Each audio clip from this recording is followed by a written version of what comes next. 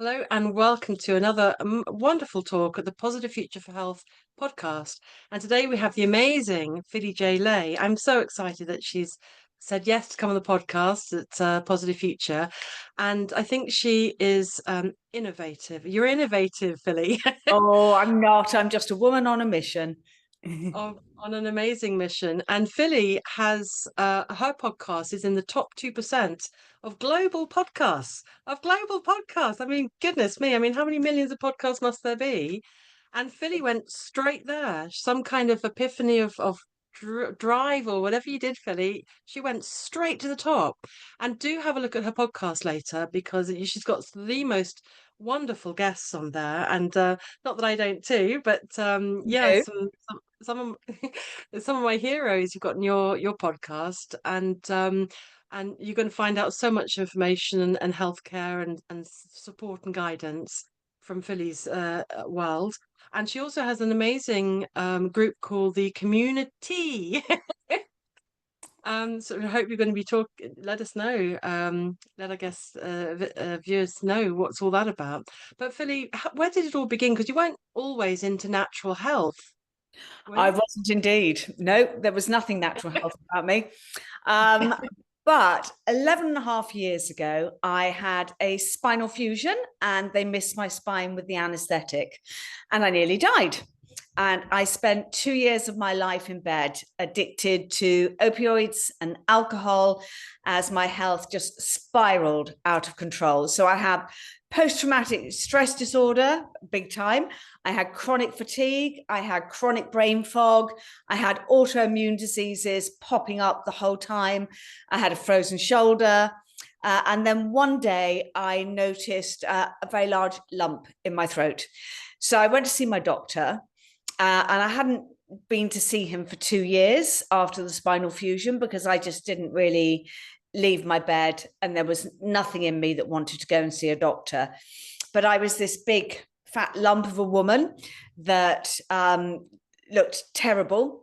And he looked at me and just said, "Oh my God, I'm so sorry."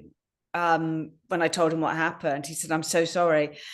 And I told him what was going on in my body. And he said, "Listen, we'll get you in to see consultants." And he moved heaven and earth. And I saw 4 consultants really quickly. Um, and I was sitting there in these consultants' rooms. And I just kept saying, is it all connected in my body? Everything that's going on in my body, is it connected? And they don't know because that's not part of the medical profession's technique to tell people that the body is connected. So my oncologist said, I don't know, but I'm going to cut the tumor out and I will try and save half your thyroid. There was a neurologist who said, we're just going to wire your brain up. It's very painful, but we need to see what's going on in there. And then the frozen shoulder, he's going, I'm going to operate, but there's only a 20% chance that it's going to work. And I'm sitting there and I'm listening to this and I'm thinking, good grief, nobody is connecting my body. Nobody is getting to the root cause. And I hadn't got to the root cause then, because it was pure trauma. A spinal fusion is a 6-hour operation where they cut your disc out. And my disc had shattered into my nervous system. So they had to pull out all the bone and everything that was shattered. I'm sorry, I've got a very excited puppy here. So they had to pull everything out and then they had to put a metal cage in. Love it. I love the animals always come on they always come on the calls. I know. And so, Exciting. when they brought me round from that, and I hadn't got any anesthetic in my spine, and they couldn't give me any more drugs because they would have killed me. So they had to let my body just shut down. And actually, I must tell you this, it wasn't a surgeon that saved my life that day. It was the registrar of the hospital. Because when I woke up, there was a mattress by my bed and a woman who was been sleeping on it, who was the registrar. And she stayed by my side for 24 hours and just kept saying, find your happy place. Where's your happy place? Come on, let's go to your happy place. And I couldn't. There was nothing in me. There was no happy place. And after 24 hours, she phoned my now ex-husband and said, I think you need to bring the children in. And the children were brought in to say goodbye to me. But they were my happy place. So I came round. It was just like, oh, it's my girls. The minute I heard their voice, I opened my eyes. But, so this huge trauma that had happened in my life, but nobody equated that with all the surgeons that I was seeing. And, they make you very, very fearful of the C word. Don't they just? They love it. They do. They love inducing fear in the cancer world. So I did agree to have my tumor out, which I now regret, because I know that there is so much that you can do, but I didn't know that then. I was just terrified. But and they kept half my thyroid, but said you've got to go on thyroxine for the rest of your life. And I just thought, no, I'm not putting my health into the hands of these people, because what was that? What was that, Philly? Some people would have carried on, stayed in fear, listened to the doctors. What was that in you? It was bloody mindedness. It was literally bloody mindedness. My mum was on 17 drugs a day for the last 20 years of her life. All of them were, covering up side effects of the drug before. And I had taken her to the doctors so many times and said, I want to get her off some of these meds. And they're going, well, we can't. She's got to have that. She's got to have that. She's going to have that. So I didn't want to get on that treadmill. So there was just, no, you're not giving me any of your shit. I refused. And what did they say? Because I've been in that position where I was supposed to take this injection, and I was in hospital at the time, and day after day after day, about, I don't know, 5 days in a row, that first it was the staff nurse or whatever you call it, I don't know, and then the ward nurse, and then the next, and then eventually the consultant came in. Now, Miss Finch, why are you not taking this? 20,000 women have taken this, and why aren't you taking it? They're terrible. They're terrible. The pressure that they put you under to take medication. How I got round it was I just said, no, thank you. And they said, well, you're not going to get out of bed again without it. You're going to be so tired. And I went, we'll see. And if that's what it is, I'll live with that. I just didn't go near my doctor for 2 years. I went on this journey to heal myself, and I started. How did you start? Where would you start? I know Clive de Carle, he did something similar kind of thing, wasn't it? But how did you start? What did you do? Well, I had trained as a classical dancer, and my dad was a grower. He started Pick Your Own Strawberries in the UK in just a field when he came back. Oh my goodness. I know. He came back from World War II. He had, as a pilot, he had saved just enough money to buy a field of his dad and plant it up with strawberries. But he had no money left by the time the harvest came. So him and my mum used to go out there every morning harvesting, and they would just be in tears because all the fruit was rotting on the plants and they couldn't pick fast enough. And then one day my mum went in, she said, hang on, Philip, I've got an idea. And she came out with a great big sign, and it just said, pick your own. Brilliant. She said, I'm going to go this up on the road. He started that. And Dad said, well, that's not going to do anything. She said, we'll see. And they came in their droves and picked their own strawberries. So yeah, that was the beginning of Pick Your Own.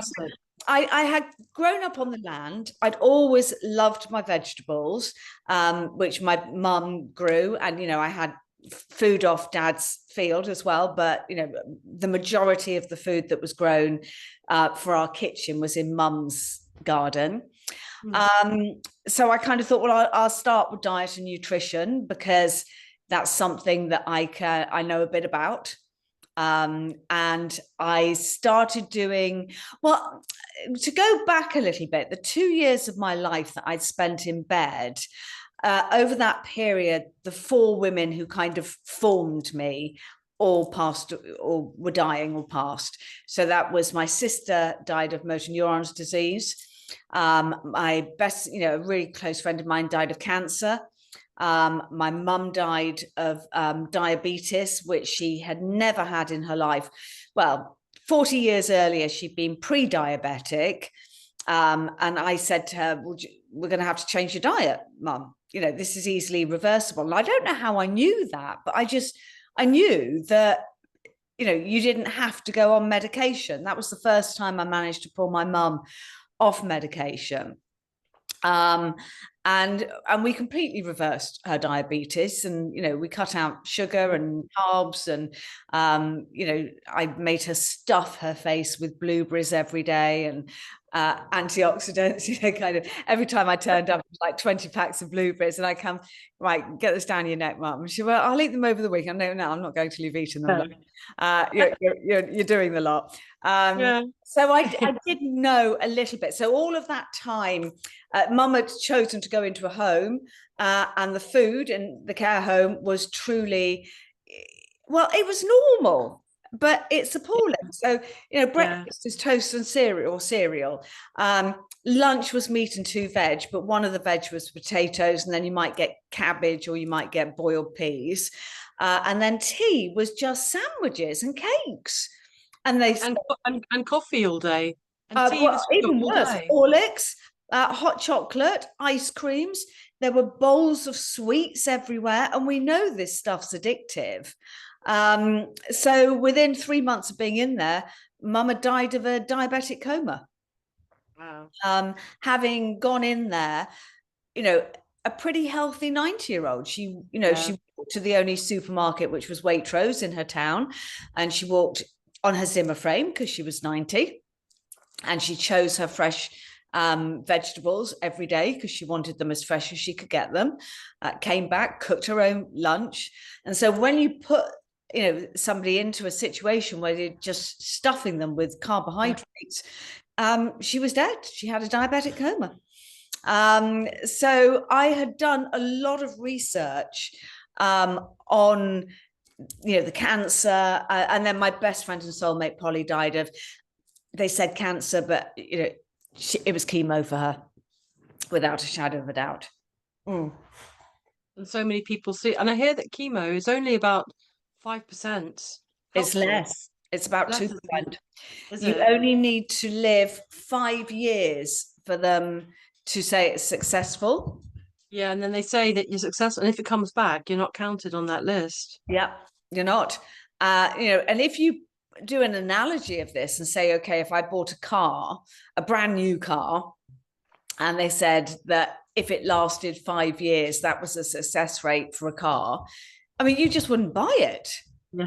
You wouldn't buy a second-hand car that they said was going to last 5 years. But I think about, I'm 50 something now, and I think way back. Beating you, I'm 60 something now. Spring chickens, darling. Oh, I know. And I think way back, way back, as far as I can remember, adverts about give us your money, cancer research, we're looking for a cure, we're looking for it, we're still looking, all these people running with pink ribbons and all that. And I thought, what, in 50 years, there is no difference. It's always chop it out, chemo or radio. That's it. That's the law. And that law was passed in 1939 as the 1939 Cancer Act, to cut and burn. I know you're going to put this video up on YouTube, so I'll be very careful what I say. But have a look at the other thing that was going on in 1939. I'll mime that bit for you. I can put you can, if you want to give me tags or words, and I can put it with the replay on my website, and then everyone can look up whatever they want to look, and they know exactly what we're talking about, what you're talking about. Okay, so we can still put it on YouTube. Okay, so or you can edit the bit on YouTube. So basically, that's when World War II started, just after the Cancer Act, and the British government was almost bankrupt because it had invested so heavily in chemotherapy, and it was just killing everybody. And so you have to ask yourself, who funded the concentration camps? and what the gases were that they were trying out. And from the research that I have done, I believe very much it was the pharmaceutical companies and the British government. Yeah. And RG Farben, wasn't it? yeah. And now that turned into Monsanto. Yep. And Yep. all about the Codex Alimentarius. Do look up these things, guys. I'll put it up with the recording. So yeah. And so, you know, and what were they spraying? They were spraying gases, you know, chemo gases, to see how long they, you know, what the cutoff point was that they could keep people alive. You know, that's what they were doing. oh, Margaret's showing some, but what you put it forward to the camera, Secret, Margaret. the secret government. Ah, oh, I will get that. Okay, thank you, my lovely. Yeah, I mean, it's a very corrupt world that we have lived in for a very long time. But yeah, so I just, you know, back to my story, I just kind of, I walked away from it because I didn't want to know. Started with the diet and nutrition, did pretty well. I'd done, you know, while all these women were dying on me, I was doing lots of docuseries. I discovered The Truth About Cancer. I don't know if any of you have watched The Truth About Cancer. It's a great one with Ty and Charlene Bollinger. And then they did The Truth About Detox, The Truth About Vaccines. You know, there were, you know, lots of, yeah, absolutely. I mean, great series. Then I did the Food Revolution Summit. I mean, because I couldn't get out of bed. So all day long, I just had these docuseries and videos running, trying to learn how to heal my friends and family. So I was all, you know, and I'd known about nutrition for a while. So I was in a pretty good place to start on the nutrition and the detoxing. So I started the detoxing. I started using coffee enemas and fasting, doing all of that. And then I was doing a lot better. I mean, I thought I was doing brilliantly, and I lost all the weight I gained for 2 years in bed. And 2 years later, I went back to my GP because I wanted blood tests to see how my thyroid was doing. And I needed a referral to go privately because the NHS, they test like two, or then it was two things, now it's one. I mean, it's a completely, it's like they put you in a range, and it's like saying, I'm a size 3 shoe, but you can wear those size 9 shoes. And they're going to fit you. Well, they don't fit you. You need to be a lot more accurate than that. So I went in to my GP, and it was I still remember it because it was very, very funny. And he was on his laptop or, you know, computer typing, and he went, "One moment, Philippa, go and sit down. I'll be with you in a moment." And I'm like, "Okay." So I sat down, and then he finished typing, turned around, and he nearly fell off his chair, and he just went, "Oh my God, what have you done?" Yeah. Like, what? He said, "What have you done?" I kind of, I wasn't sure what he was talking about. I'm going, Yeah. I don't know. He said, "Look at you. You look amazing." He said, "You look 10 years younger. You've lost all the weight you put on. What have you done?" I said, "I told you I was going away to heal myself." I know you told me you were going to do that. He said, "But I don't understand how you haven't seen me for 2 years and you come back in looking like this." And he said, "Will you come in and spend half a day with me and just talk me through everything you've done to get to this?" Did you do that? And I kind of said, "Yeah, okay." But I didn't, you know, kind of time ticks on and goes by, and I didn't need to go back to see him so I, you know, and I didn't really email much in those days. So it's just like, oh, next time I see him, I'll book it in. But, you know, time goes by and I didn't need to see him again. Doctors only study nutrition for I think it's 2.5 A4 pages. That's it. It's 3 hours. It's 3 hours. Yeah, Wow. 3 hours on a 7-year degree. And this is my problem with cancer research. You know, all the money that's been given to cancer research, if 1% of that had been spent on diet and nutrition, we might not have the problems we've got today in the world.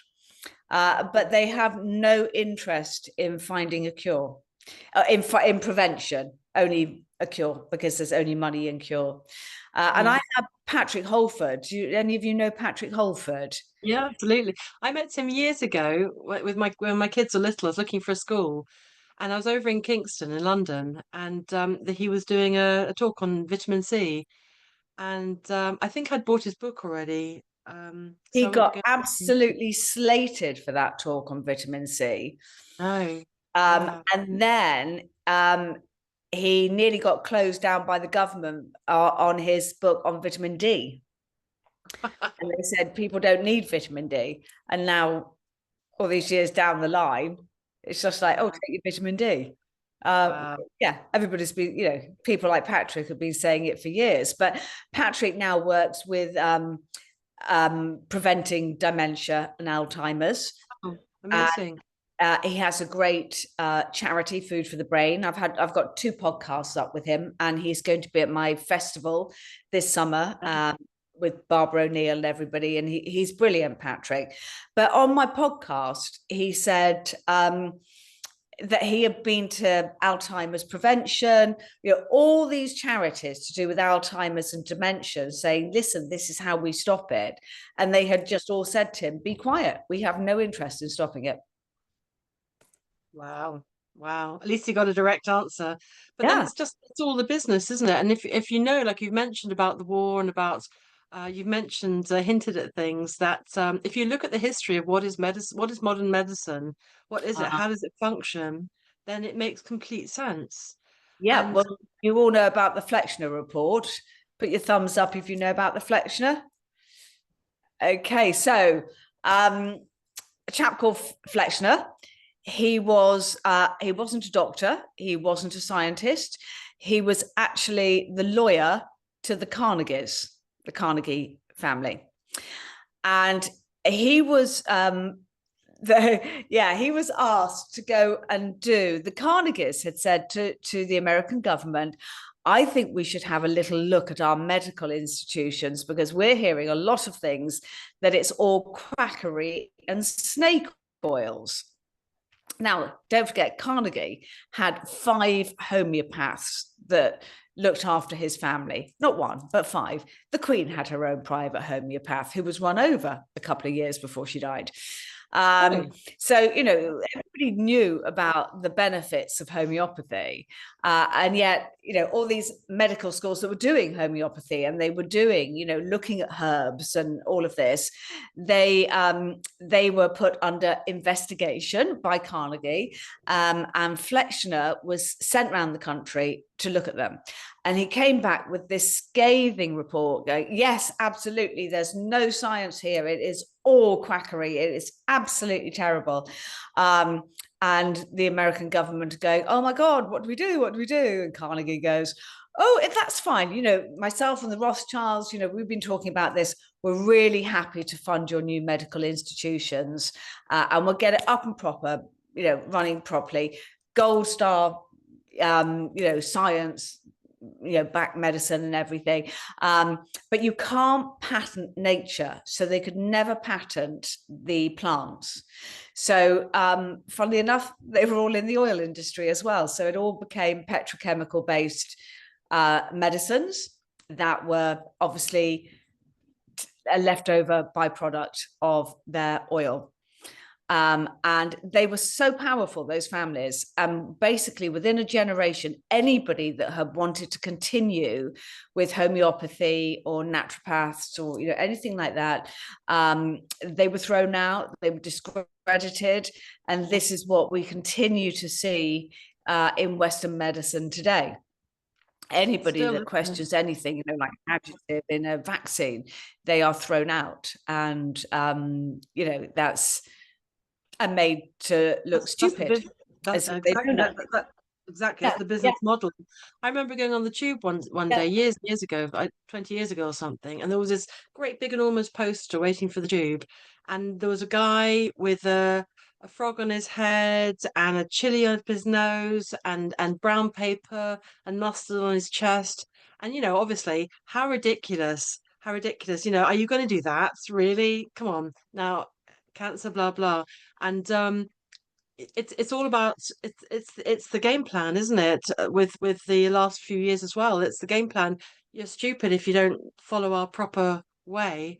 Ours is tried and tested, or you'll get criminalized or marginalized, or you're crazy if you listen to this nonsense. But then this nonsense has been going on for thousands of years.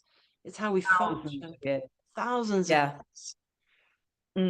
But I mean, you did the neck thing, and yeah, I mean, a lot of good doctors have died on the block. Dr. Buttar, last year, one of the finest. So it's a cutthroat industry. So anyway, Anyway, so what happened to my you? healing journey. Diet and nutrition was doing well. I managed to stay off the thyroxine. I managed to get my thyroid working again properly. Didn't have time to go and spend half a day with my doctor.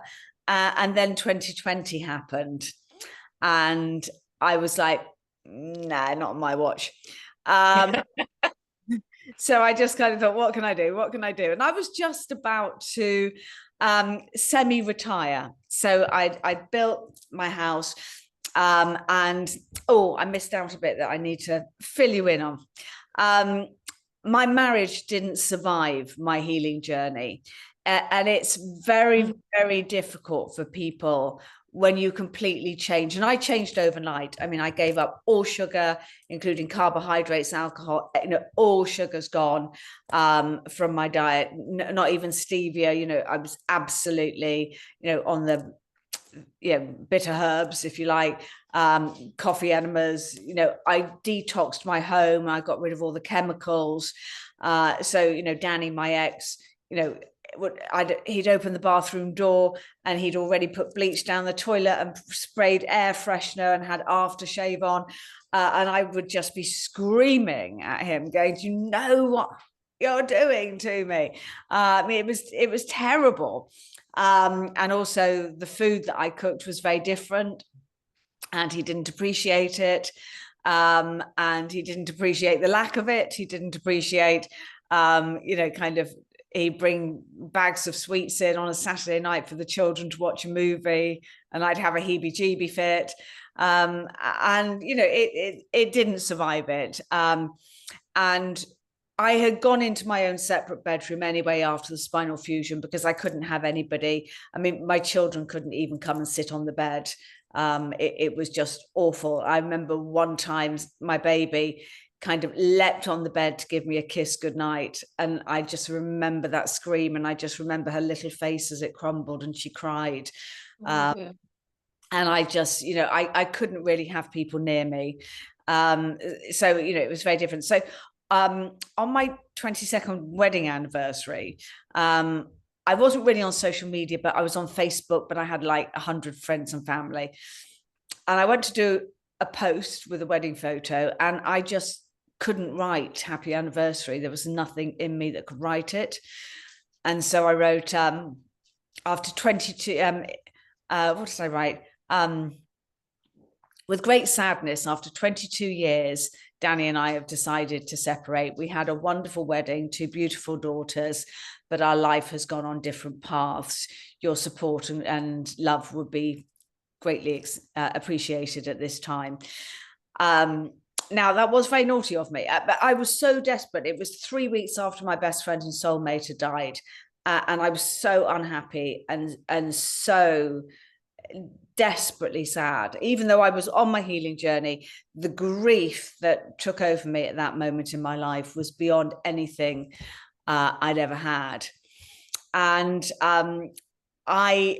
the bad part was that I'd forgotten to tell my husband and children that I was getting a divorce. So they found out on Facebook. But things come out the way they do, Philly, don't they? They just come out the way they do. We're supposed to do it like this and supposed to do it like the whatever like that, but we're human at the end of the day, and that's how it came out for you. At the end of the day, my children had lived with, over a year of Danny screaming at them every night when he kind of saw what I served for dinner. going, that's not a meal. Just going, the minute the children go to university, I'm divorcing you. So they, it wasn't a total surprise because he screamed that the whole time. But I couldn't wait till they went off to uni because I had to protect me. And sometimes you have to do something very radical.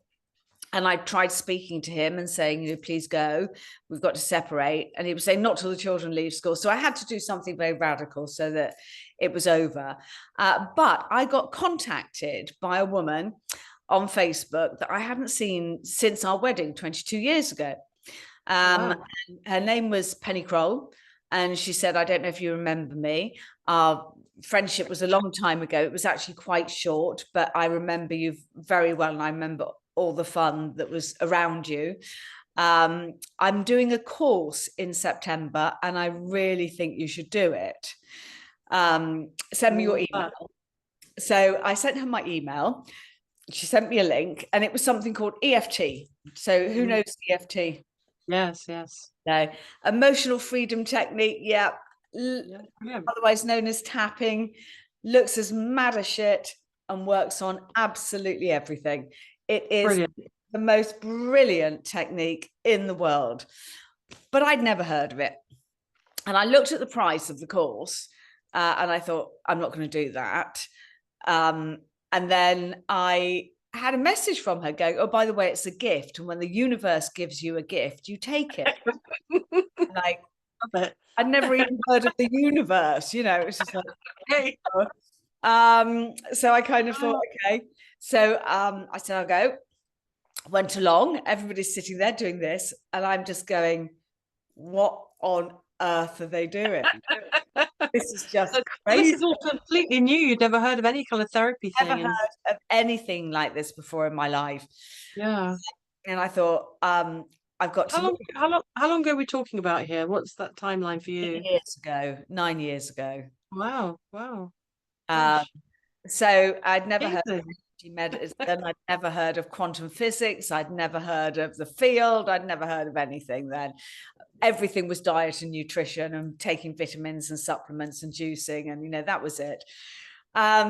So I kind of thought, I got to get out of here because these people are mad.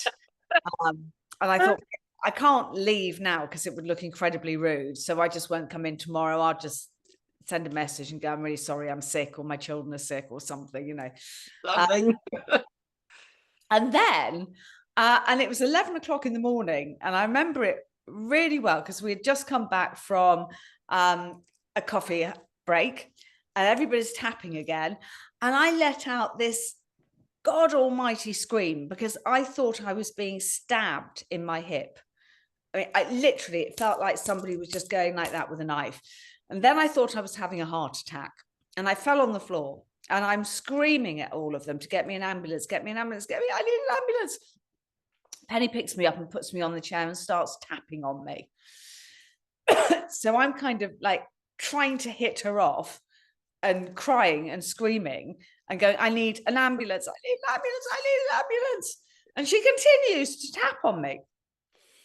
And I don't really know what happened in that 2 hours, but she guided me through this process. And she said, put your hands on your heart and we're going to breathe. I need an ambulance. No, we're just going to breathe. And we carried on breathing and tapping. And she was saying, where's the pain? Intensity, 0 to 10, where is it? Give it a color, give it a form. Where is it now in the body? Give it a color, give it a form. And then after this 2-hour process, it was lunchtime, and she flicked the slide on the screen and said, that, ladies and gentlemen, is a perfect example of chasing the pain. Now, I'd never heard of chasing the pain, but pain, as Althea has told you all time and time again, stays in the body. Where is it? What is it? What can you feel? What's coming up? It is all a memory of everything that has gone past in your life and your ancestors. It's all connected. We don't die because energy, we're made up of energy, and energy doesn't die. It doesn't just go away. My language. That's it. So I had a lot of trauma to get out,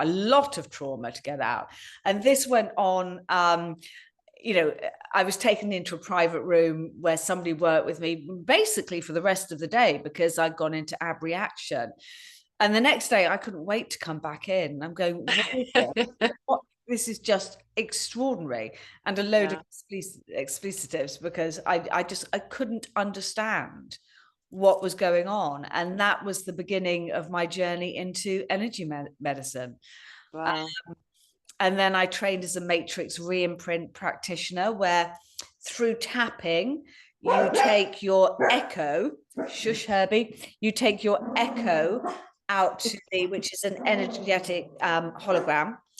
And it normally of your younger self, and you go out to the matrix, and that echo talks to people that you've had trauma with in your life, or you need to forgive them, or you've got something to say of them. You might be frightened of them.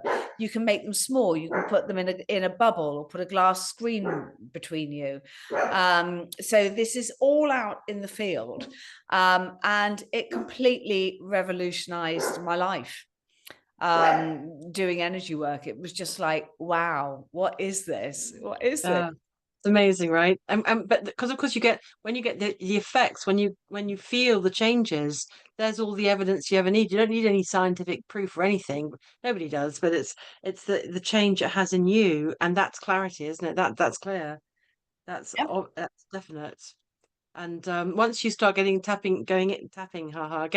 this energy field of understanding, there are so many therapies, my pain-free method included, that it's all the same kind of, it's all on the same basis, it's all on the same foundation, all about flow, not flow of energy. We're connected to all things, all your memories, all your past, and I'll give you, this is a bit of a gross story, but I'm going to tell you anyway. So after my best friend and soulmate Polly died, I wanted to go on retreat. I wanted to get away for a little bit. And I took my children with me, who were kind of 13 and 15. So they came on retreat with me.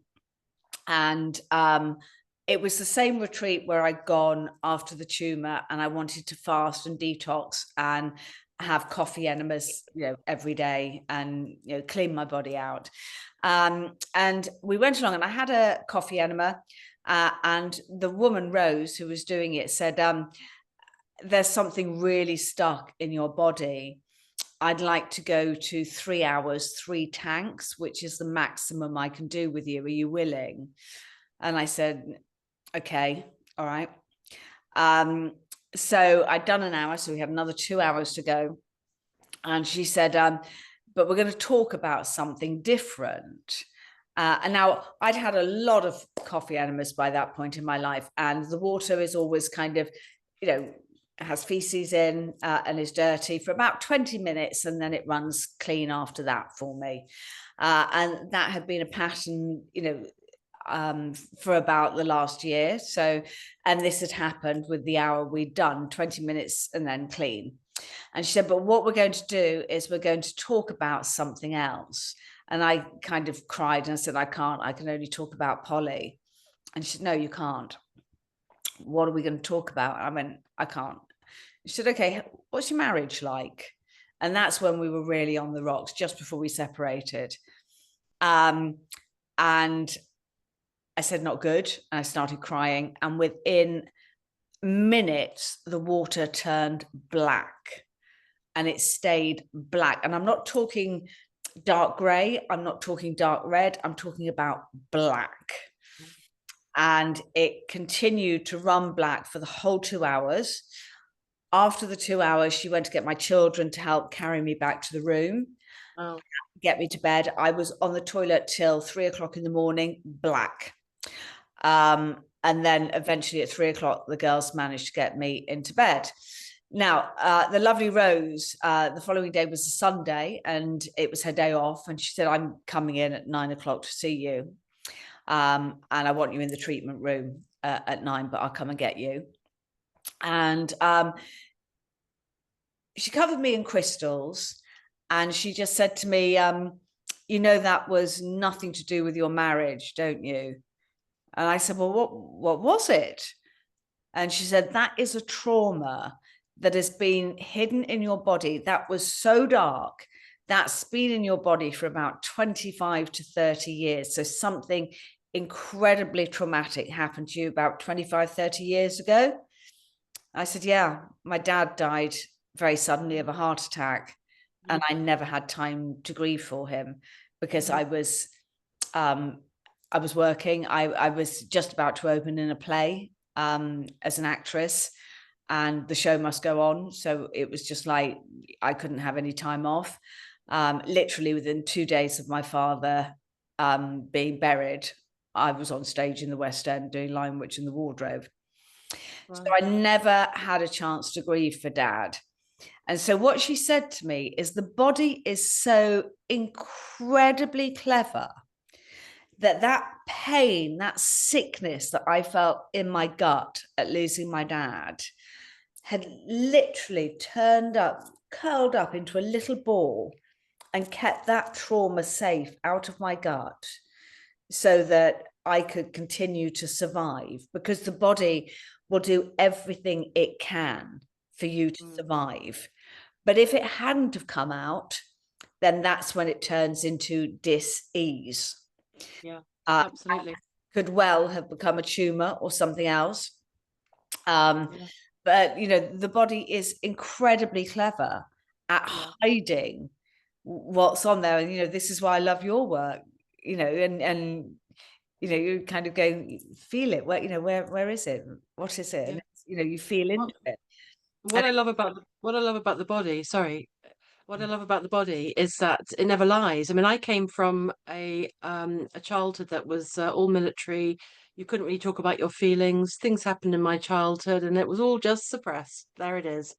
And when I eventually got into work and became a therapist, what I loved about it, well, I did other things before that, but which are reflective of connecting to people. One of the first hobbies I ever had was palmistry.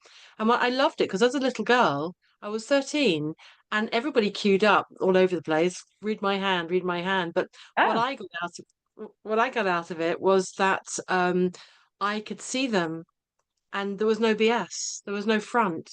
And later on, becoming a therapist, it was the same. The body doesn't lie. It is what it is. Describe your problem and you describe the symptom you've got, and it's actually describing the root cause, the reason that it's there. You know, and the body never lies. It is what it is. And as you say, it's been holding all those feelings. And the darker it is, the more negative or holding or deeper or hard or difficult, you know, because that's the dark color. What?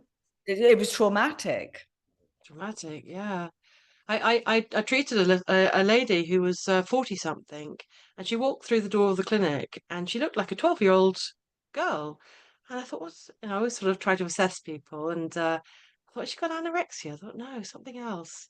So I treated her with reflexology at that time, and it turned out that she was 12 and she wasn't allowed to say goodbye to her mother. Her mother died, and she was whisked away. Her whole world changed. She went to stay with aunties, and she never went through the grieving process. So her whole body stayed at 12, and then she got cancer later, you know, and but then she was coming to get treatment. So I don't know beyond that, but the body reflects you, all your feelings and things, and something so important like your father, you know, that's a big deal. Yeah, and I was 26 years old, and you know, I wasn't ready to say goodbye. I didn't think I'd need to, actually. I mean, it was before mobile phones. Can you imagine life before mobile? What's that? You're old. We're old.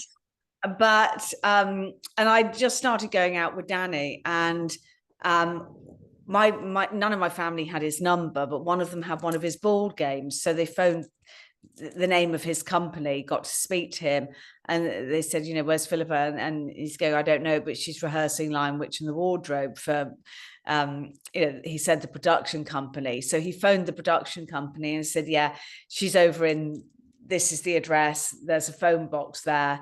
But we were rehearsing, so nobody picked up the phone. So he just drove over and got me and said, your dad's had a heart attack. We need to get there now. And when I got to the hospital, my father was as happy as Larry, and he's sitting up in bed. And my mum's there, and two of my siblings. And he's going, I want a whiskey, and nobody's going to get me a whiskey. And Danny went, I'll get you a whiskey. He said, marvellous, go and get a bottle of whiskey. And then the vicar came in and said, would you like me to do your last rites? He went, no, I do not want you to do my last rites, but if you want a glass of whiskey, then go and get me a bottle.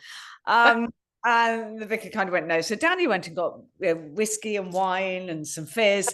And we all sat there having a lovely evening and a drink and a laugh and talking about our lives. And, I said to the doctors, I'm rehearsing. I kind of need to go back to London. They went, oh, yeah, go back. He's absolutely fine. So I thought, okay. And then Danny just said, I think we should stay down tomorrow. If you miss a couple of hours, it's fine, and just pop in and say good morning to him. And then at 6 o'clock in the morning, I had the phone call from the hospital to say that he died in his sleep. And so it was a tremendous shock for me, and the body held that. Yeah. It's incredible. Until you're ready to let it go, until you get to that time 25 years later with that lady in that moment, and you're able and ready to let it go, I believe. Yeah. We can't let things go until we're ready to let it go. And this is why I'm very passionate, as you know, sweetheart, because you're going to be at both of them. Yeah.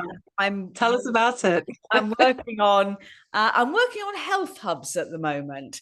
Well, I just want to say, Philly is quite an extraordinary lady. She is a very busy lady. She's done. Go to the website, look into her history. Just extraordinary. Of the energy is incredible. Your energy is extraordinary. She's running just a little health hub, is it? Well, it's two enormous. The preparation behind that, I cannot even imagine. She's got the wonderful Barbara O'Neill going to that, and all sorts of extraordinary people. Yeah, I'm going to it too, but goodness me, it's just the energy. You were with the World Council for Health recently, a few months back, and this one I'm doing with the People's Health Alliance. oh, really? Oh, so health hubs is something. So you spend half the day with Barbara, and there's just 140 of you in a room with Barbara, and you get a 2-hour talk, hour Q&A, and then you swap your other half of the day to go and do workshops, go and see practitioners. I'm going to have tappers galore there, homeopaths, all the different modalities. We've got Clive DeCarl there with his magic chairs and vitamins. And so you can do workshops, meet practitioners, because we all have to be clearing the body the whole time. When we get to a point that we need a doctor, it's kind of almost too late. You need to be clearing and doing the clearing process the whole time, and working on yourself. And you need to learn all the different modalities that you can use to do that. So that's going to be the health hub at CNM. And then at the weekend, because I had nothing else to do this year, I decided to host my first festival. So we have Barbara O'Neill again on that. We have Charles Dowding, which is amazing, because it's about getting the connection between our health, the health of the planet, the soil. It's all connected. The field, the air. Everything is connected. So we've got Charles Dowding. We've got Gaz Oakley, who's this lovely young whippersnapper on Instagram, who's a homesteader. Used to be a chef in London. Now he's homesteading and teaching kombucha or make their kombucha and grow their vegetables. And we've got who else? We've got Patrick Holford, Dr. Jenny Goodman. I should have got the flyer, really. With the lineup is quite phenomenal. We've got a DJ, we've got Danny Rampling DJing. So we've got loads and loads of workshops doing everything from ancestral trauma to breath work. We've got Soma Breath there doing the breath work. Oh gosh. Got me there. 150 speakers. Wow. Over a 3-day period on different stages. Wow. And your energy's up, you're smiling. I don't know how you do it. I know you've got a good team behind you, but goodness me, it's you, the driver, and Finny was just telling me the other day, she, as I said, she runs this amazing podcast, extraordinary people all around the world. And you found out that one of your speakers, your guest, was in England. So you zoomed up 3 hours there and 5 hours there and zoomed down No, here. I mean, that was Gaz Oakley for the Oh, festival, because I hadn't okay. been able to get hold of Gaz Oakley, and I heard that he was speaking in Manchester, Mm. doing a book signing, and I live down south, an hour out of London, and I literally got it. I packed the car up in the morning to build a set to give to two people in Manchester to go and build a set for Stand in the Light. I kind of thought, okay, I'll quickly stop en route and film a couple of TikToks with Barbara O'Neill, because she's in As you Sheffield. do. So I did that without an appointment. But I got them. Then drove to Manchester, dropped my dogs off because I had to go away the next day, and then got to Waterstones for the book signing 10 minutes late, bit rude, snuck in at the back. But at the end, put my hand out, asking a question. My question is always, will you come on my podcast? And I'm Philly J. Bit about my story. Will you come on my podcast? And he said yes. And so I saw him on the way out, and I said, thank you for agreeing to come on my podcast. Would you come to my festival? Gave him the dates. He said, it's my birthday weekend, I'm afraid. So I said, I'll email you anyway. So I emailed him, and he got back to me a week later and just said, yeah, my girlfriend's organised my celebrations on the Friday and Saturday, so I'll be with you on the Sunday for the day. I'm like, marvellous. I mean, Amazing. I've said it time and time again, I am a shit hot manifester. I got home at 3 o'clock in the morning. Give your energy all the time. You're zinging, Philly. I got home at 3 o'clock in the morning after that. And then 7 o'clock the next morning, I had to reload the car with another set because I was down at Mind Body Spirit Festival for 4 days. Yes. So this is kind of my life. I run around. Yeah. Um, But I feel like you're a firecracker. You kind of stimulate energy all over, and you attract all these people and all the people following, and all your events are all booked out. I'm just reading some of the names for the festival. It's on the what's the date, Philly? 8th to 10th of August. So some of the names are lovely Barbara O'Neill, of course. If you don't know about Barbara O'Neill, do look her up, please. Of Do course, we all Philly. know about Barbara O'Neill? Thumbs up. Yep. Yeah, Yep. Charles Yep. Garding, you mentioned, Gaz Oakley, Danny Rampling, of course, Dr. Jenny Goodman, Patrick Holford, and oh yeah, Oh, there's people about Dr. Sam yeah, Watts. Loving Dr. yeah, Sam Watts' oh, book. wonderful. Melinda Messenger, and you were just telling me earlier off camera that she's turned natural healer, amazing natural healer. She's a psychiatrist now. She's just done 10 years at Wow. uni, and is a psychiatrist, and she's wonderful. I've just filmed a podcast with her. I've been filming with her all day today, which is why I was running a bit late earlier. Sorry, because she was late leaving. We had a wonderful day together. So yeah, I mean, she's got a great story. I mean, yeah, the lineup is phenomenal. It's phenomenal. But So there's lots of very ordinary people. And when I say ordinary, none of us are ordinary, and you know that. But there's the lovely Jade, this extraordinary woman. I have filmed a podcast with her, but it hasn't come out yet. So 5 years ago, her house burnt down, and all 3 of her children died, which is unimaginable. But the fire brigade was screaming at her to jump, and so she only jumped from the top floor because she thought they had her children, and she wanted to get to her children, and she broke her spine in 5 places, and then was told that she'd never walk again. Her children were dead, which I just can't imagine what that is like. But she's lying there in the hospital, and she's asking God why on earth she lived and her children didn't. And she would never have jumped had she known her children were dead.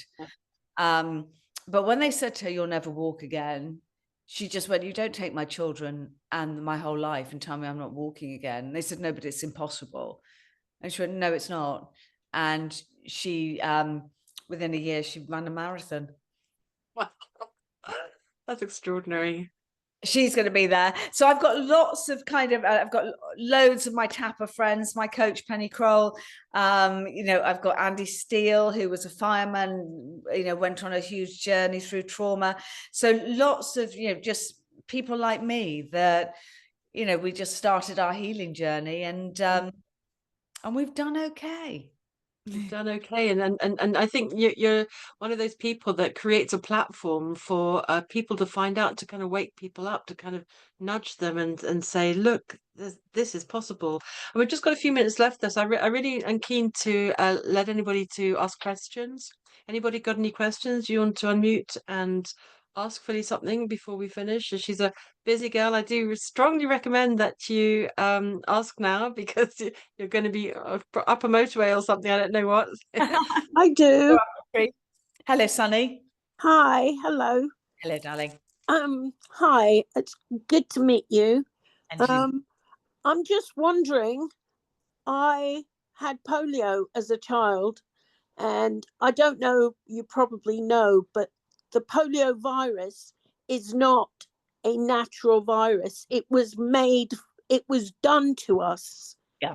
And I'm just wondering whether I've suffered all my life because I got it when I was a child. And I'm just wondering whether I'm ever really going to get over this thing that has blighted my life.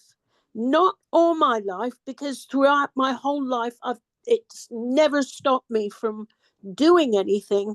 It's just that from the age of about 50, post-polio syndrome set in, and all the symptoms that I had when I was 3, 4 came back. And oh God, I'm so sorry. I mean, yes, it was done to you. You're absolutely right. It's still being done. It's just been renamed. Yes, absolutely. What I would say to you is it was a poison that was put on you. Absolutely. It was plastic Paris of not plastic. Sorry, that's that's something else. It was in DDT as well, wasn't it? It was it's like DDT, like Roundup. Yeah, it was from the States. They used to put all those adverts on TV with that little jingle. DDT is good. That's right. Yeah, and little kiddies used to be sprayed. Yep. When they were in the pools. Yep, I've seen the pictures and the aeroplanes going over, going, oh, it's the DDT. Yeah, that's right. So what I would say to you is, now, if we've got to change your mindset, because if you say, will I ever be rid of these symptoms that have blighted my life? What are you saying to the universe? that I'm gonna be. You have symptoms that are blighting your life. That it's gonna blight my life. Yeah. So don't forget, whatever you tell the universe, it listens and it gives it to you back. Of course. So 1, we've got to change that big time. 2, you need to detox. I mean, do a supervised, proper detox. I've got a podcast out this week, actually, with Adam Parker, who is kind of the UK detox king. He's the best I know. It's a process, and you're going to have to do a deep dive into it. And so I wouldn't do it alone. Okay. Under supervision. What's his name? His name is Adam Parker. He's this week's podcast. So you start it with the colon. Right. So you've got to get all the colon, the bowels. How many times a day do you poo, my lovely? Next. Okay. I don't poo every day. Okay, so you're never going to be healthy.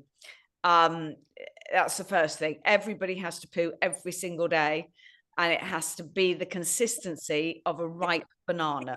Because I take too many opiates for pain. Okay.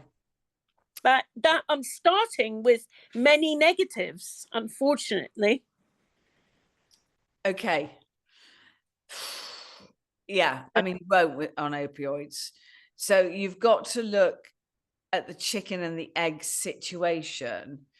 I mean, I went cold turkey when I came off my opioids. And I was, on a lot of them. So I did go cold turkey. Once you start detoxing the body, and it's really important that you get the bowels working, it has to be a minimum of once a day. Twice a day is preferable. Some people go 3 times, like every time you eat, you then poo half an hour later. You've got to get that going. You've got to be looking at coffee enemas and getting that whole system open.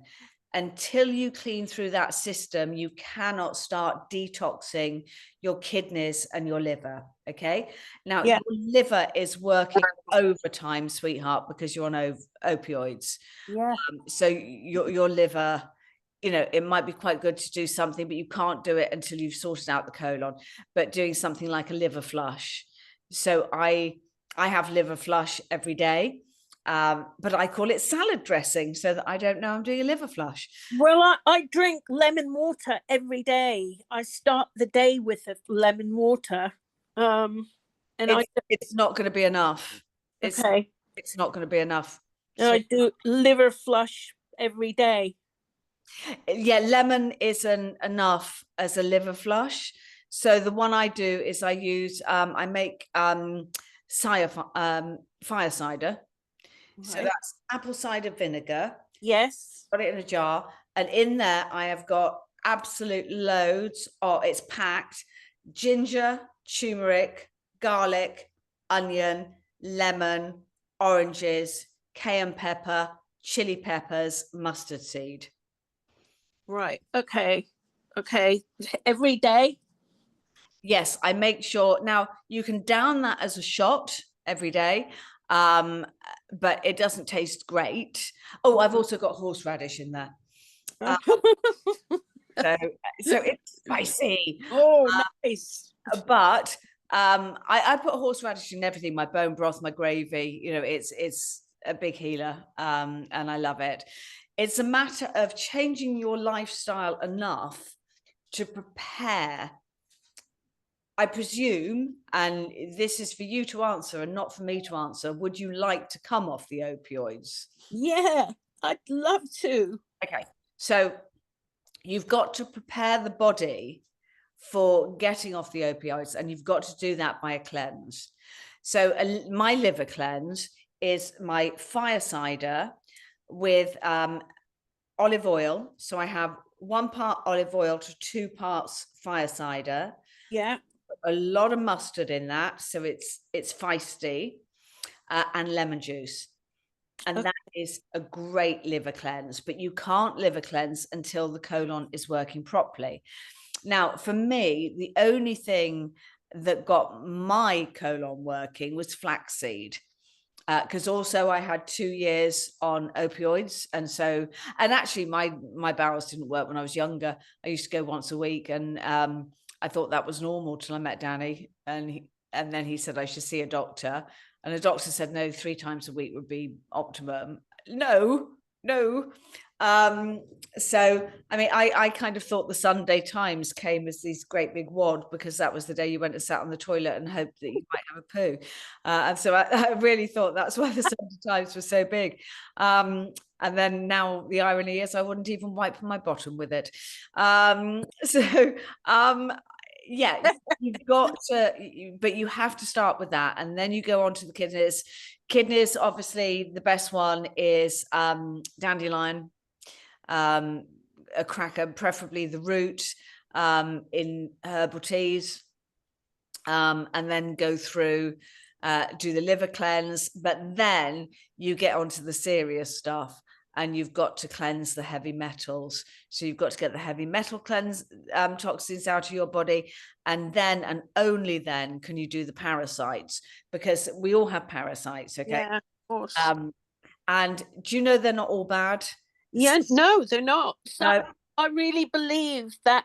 In fact, I do believe that some disease parasites kill off the bad, worse disease parasites. And also they eat the heavy metals. They love the heavy metals. Yeah, I believe that. We need to get rid of the heavy metals, and then we can get rid of the parasites. But it is a whole process where you've got to clean up the body in order to then prepare to come off the opioids. Yes. But once you clean up that body, the pain level is going to go down. Do you fast at all, Sunny? I do. Yeah. I don't generally eat until probably around 4 o'clock in the afternoon. Okay, so that's good. That's great. How long have you been doing that for? Oh, for the last, probably for the last year and a half. Brilliant. Has that made any difference? It has. I don't. I'm not a big eater. Generally, I'm not a big eater, but my mobility is low because I walk with 2 crutches. So I try and get in 4,000 steps a day. Yeah. But that takes Right. it out of me. Really takes it out. Okay, if it's taking it out of you, I would actually suggest pulling back a bit on that. You have to listen to your body. Okay, we are all a study of one. It's that simple. We are a study of one, and only your body. Listen to your body, listen to your gut, listen to your heart. They will tell you. Yeah. And if you're not comfortable with that, then maybe take it down a little bit to a comfy level, but you've got to get the lymphatic system draining. So you've got 6 detox pathways, and you've got kind of your bowels, you've got urine, you've got sweat. People forget about sweat. You've got breath work. Do you do breath work every day? No. Okay. No. So I would absolutely say breath work is one of the most important things you can do. Yeah. So you've got to get the breath work in. I've got a meditation album up on YouTube, and I have some breath works in there.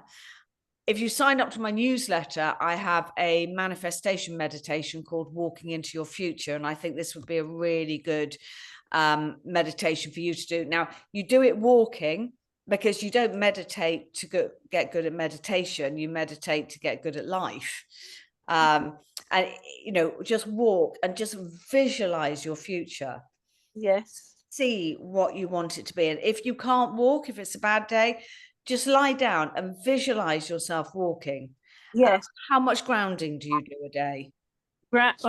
What? Grounding as in my foot on soil? Yep. I can't. I just can't do it because I live in a flat. In order to get down on ground level, I have to go through a lot. Okay, can you do me a favor? Can you order a bag of sand, children's play sand? Oh, yeah. And put it in a tray and put it under your chair. Okay. Every day, just bring it out. Have you got any kind of window or balcony? Yes. You can charge it up in the sunlight. Yes. Okay, so keep it charged. Yeah. But keep your sand, and get your feet in there for at least half an hour a day. Another great trick, I mean, I don't wear shoes anywhere, is to get a spoon, a stainless steel spoon. Yes. Do a figure of 8 on your foot. Okay. That is a great one for the energy. It's the sign of infinity. Okay. Yeah. So you just have to find these hacks that will help you along the way. I have a book out called, I haven't got a copy here, I'll show you, The Natural Wellness Journal.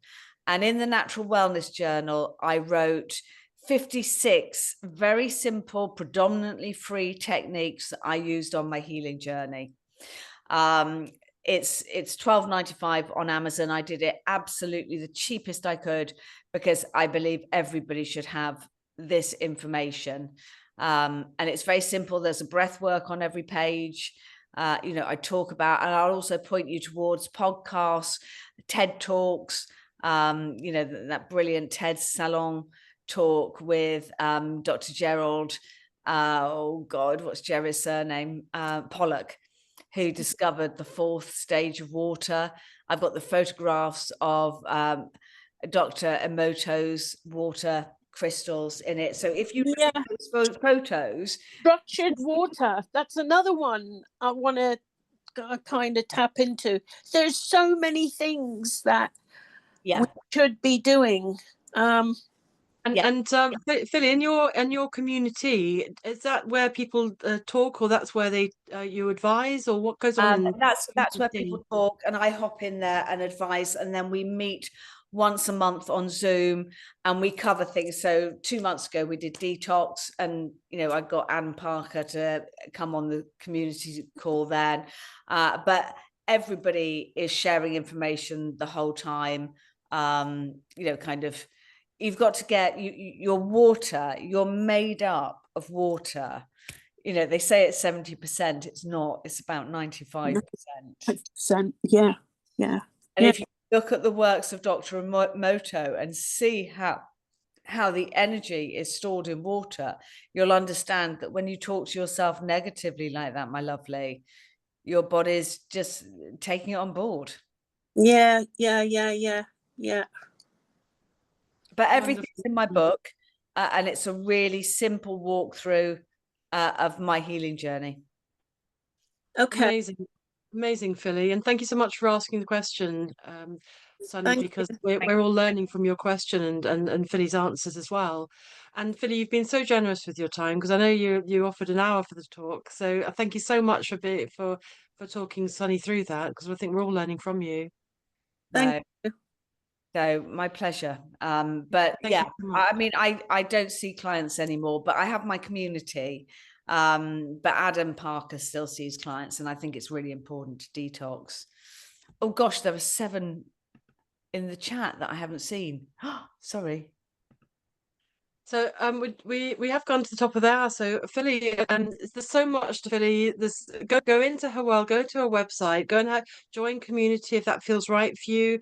Join up to her newsletter, come to the event. They're incredible. And the energy she triggers gets going in everybody. I don't know if you can feel it yourself, but I feel the vibe with Philly all the time. Yeah, She's just like a firecracker.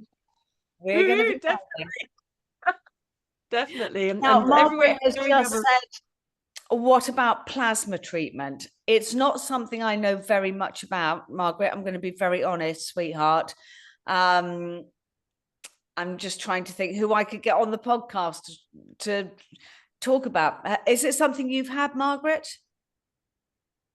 Are you okay to go over the hour, Philly? Because we have gone over 15, 16. Is that, if you're okay with?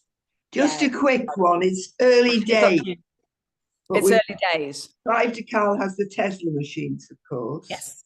And then there's another Tesla machine which is remote on it. My daughter's got both. But there's this new, what is it? TZLA, which is coming out of Mexico, which is having massive success. And this is all based on the very, very high percentage of water in our bodies. And what they're saying is basically, the people who I know who use this thing, Clyde DeCarle's had one in his place, because I know I've seen it. But I don't know whether he's working on it or not. I don't know. I haven't asked him. But there are definitely places where they're actually working on it to make it in this country, because they're making this in Mexico. And that's amazing. More energy. It's all to do with energy, isn't it? Yeah. Our bodies are not chemical. This is what the theory is. I don't know. Our bodies are not chemical. They're electrical. Yeah. The Tesla, and all his water. That's all it is. There's water, yeah. There's a lot more coming out now into all this, and I'm just watching from the background, hoping that will help me one day. But I'm a bit late now. But I just feel, oh yeah, I wish. What do you call it? But you know, this is something which is, I don't know. I'm hoping it's going to be a way forward. I know 2 people now just bought them from Mexico, ridiculous prices, $11,000, I Oh, think. wow. It's serious money, yeah. That's Yeah. why they're trying to make it in this country at a more sensible level. And they're not even reliable. They're very unreliable, these 11,000. Honestly, it's incredible. But they're having so much success. You know, heart arrhythmia's gone, back spinal pain's gone, because it's not, our bodies are not really chemically run, as Tesla found out those Yeah. years ago. Yeah. To do That's with why it. they said he was mad. Oh, of course, yes. I mean, we're all mad. I'm sure they think I am. I love being mad. Oh, yeah. Bring it on. Bring it on. Yeah. Okay, Anyway, so something to look let's for. wait and see. Let's wait and see. See how it all evolves. But it's early days, I think. Because Okay. there's only Mexico, and because they can't export it from anywhere else in the countries except Mexico, and is it Romania is the other one? Terrible restrictions on all these things. But Oh God, I know. let's wait and see. It's something for the future. Let's wait and see. That's very. Carl might know more about it. He's the most likely person. He's going to be at my health hub at College of Naturopathic Medicine on the 5th of August, so I will ask him about that. Yes, ask him what he thinks, because he's seen one, and I was in the room when he opened the box, you know, because they were bringing it in as we were leaving, and I haven't had a chance to speak to him since. Ask Clive to Carl, what does he know? The one that is the latest one, which is supposed to be better than his Tesla machine, which is based on, I can't remember, it's like a purple, I've got videos of it, my daughter's got it. Yeah, I've been on that one. Seen on that one, yeah. But he has various and he does them up. He's so clever. I know. So he's going to be. This couple walked in with this machine, you know, this 11,000 machine, and he lifted the lid up, and I thought, blimey, all that money for that. And we then left. Margaret, we have come to the top of the hour, sweetheart. Sorry. And thank you so much for your question. And I don't mind. It's lovely to talk to you, Margaret. It's lovely to see all of you here. Thank you so much, Philly. And thank you for coming on the podcast. It's been amazing to inspire us and to point us in different directions, and the inspiration, it's been wonderful. Thank you so much for sharing your story. I appreciate that. And thank you everybody for joining the call, and everybody who's watching the replay later. And Philly, I love to ask my guests to, if you would, share some sentence or word of hope or something to let people go off into the evening, off on their day. Bill, I'm going to take a line from my book. It's for all of you, but it is especially for you, Sonny. This is taken from a poster that I had on my bedroom wall when I was about 13 years old. It was a very simple poster of the sea at night with the moon reflecting on it. And it just said, "The important thing is this, not what you are, but what you can become." Perfect. Remember, you so much, Philly. Where we are now is not our final destination, my lovelies. Okay? Absolutely. Thank you for that, Philly. And thank you so much for your time. I know you're a very busy girl, and I look forward to seeing you at the events. I hope everyone can make it there too. Thank you, everybody. Take care. And goodbye, my loves. Lovely to meet you all.